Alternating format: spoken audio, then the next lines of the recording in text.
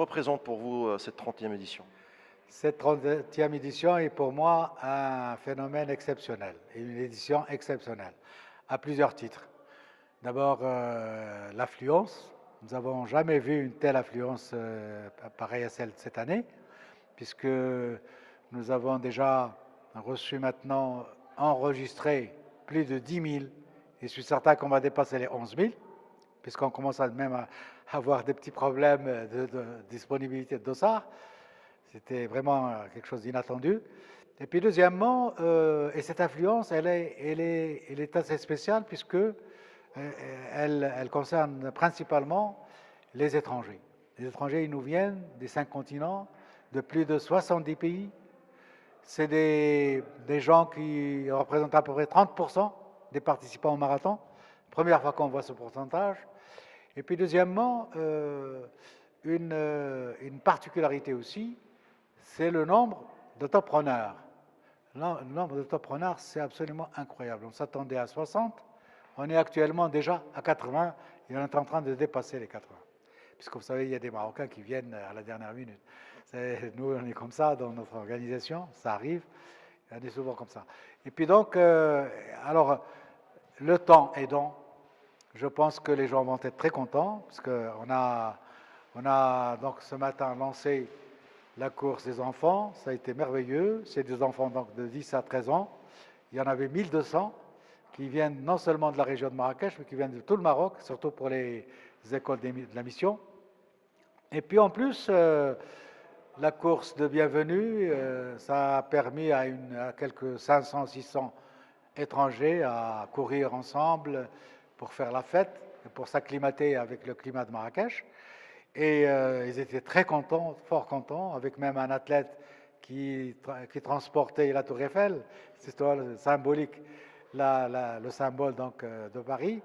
Et c'était vraiment extraordinaire. Donc moi je pense que c'est une édition à plus d'un titre absolument exceptionnel. J'espère que tout se passera bien. Ce que nous avons constaté cette année, particulièrement, c'est les gens qui nous aident. Ils nous aident beaucoup. Il y a les sponsors, mais il y a aussi les conseils élus, il y a aussi les autorités, mais qui sont impliqués de manière absolument incroyable. On n'a jamais vu ça. Ça veut dire tout simplement, je crois que c'est la 30e édition, est une édition de bonheur, de bonheur et peut-être de satisfaction. En parlant d'autorité de la ville de Marrakech, que représente exactement le marathon international pour la ville de Marrakech? Qu'est-ce que ça a apporté à Marrakech pendant les 30 dernières années? Écoutez, d'abord, je pense que les 3 dernières années, tout le monde a compris que le marathon, c'est un vecteur de promotion, un vecteur de rayonnement, un vecteur de paix. Et je crois que les gens maintenant l'ont compris, puisque sur tous les écrits qui sont faits par le tourisme, le marathon est un événement principal de la ville de Marrakech. Il y avait dans le temps aussi le Festival national des arts populaires. Bon, il a été donc essoufflé, on est en train de le reprendre au niveau de l'association du Grand Atlas.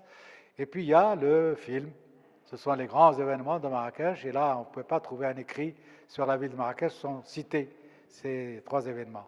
Donc c'est pour cela que maintenant nous considérons que les gens ont compris que le marathon de Marrakech est devenu donc un vecteur de rayonnement, un facteur de rayonnement très important, puisque vous savez, les marathoniens, c'est des ambassadeurs, c'est de bons ambassadeurs. Quand ils font un marathon quelque part, quand ils sont contents, ils en parlent. Ils en parlent dans toutes les courses où ils participent.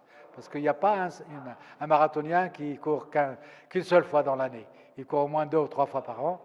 Donc il parle. Et quand il parle, ça fait de la publicité, et surtout de la bonne publicité faite par des gens crédibles.